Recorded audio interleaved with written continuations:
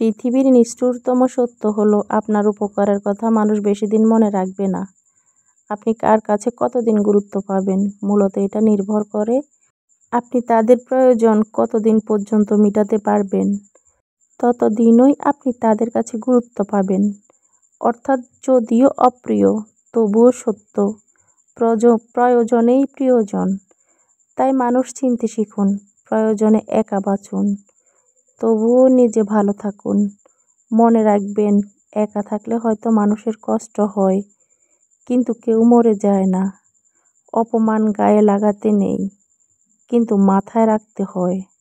Hello বন্ধুরা, আসসালামু আলাইকুম। কেমন আছেন সবাই? আশা করি নিশ্চয়ই ভালো আছেন। আপনাদের দোয়া এবং আল্লাহর অশেষ মেহেরবানিতে আমিও ভালো আছি।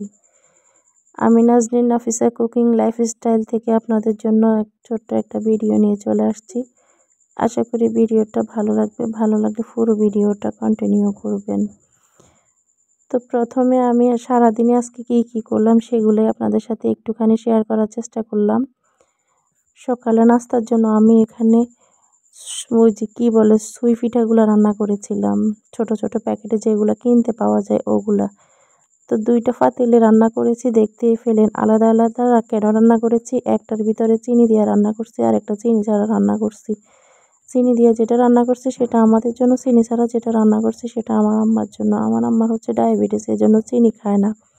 ওনার জন্য একটু রান্না করে আলাদা করে শুধু লবণ দিয়ে নারকেল দিয়ে রান্না করতে হয়। তো আমাদেরগুলোতে চিনি দিয়ে রান্না করছি, আমরা তো সবাই চিনি দিয়েই খাই, ছেলেমেয়েরাও চিনি দিয়ে খায় সেজন্য।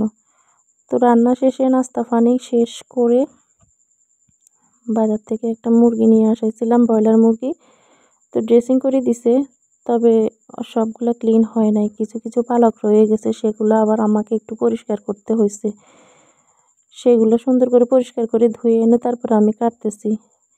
পাগুলা কেটে হাতগুলা কেটে এরপরে চামড়াটা উঠাই নিচ্ছি। আবার বলতে পারেন কেউ বাজার থেকে কেন কাটাই নিয়ে আসি নাই, চামড়াগুলো কেন ফালাই দিই নাই।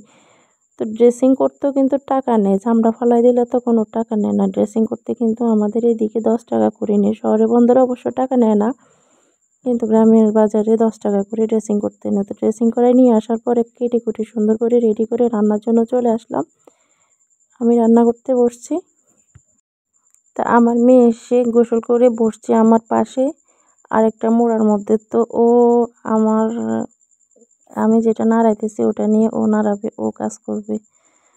তো নাড়াইতে পারতেছে না, এরপরও নাড়াচ্ছে। তো আমি এগুলো ভালো করে কষিয়ে একটুখানি মাংসগুলো দিয়ে এরপরে আলুগুলো দিয়ে ভালো করে কষিয়ে নিয়ে রান্না করে ফেলছি। তো আমি একটা বড় কড়াইতে রান্না করি, সবসময় কড়াইতে রান্না করি, এগুলো আমি অন্য পাতিলে ট্রান্সফার করে নিই।